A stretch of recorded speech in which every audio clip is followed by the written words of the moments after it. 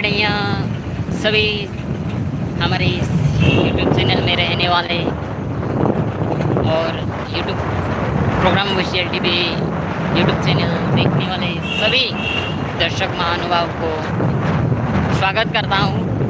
तो आज हम एक नेचर से एक हम प्राकृतिक एक सुंदर दृश्य के जो अंदर से हम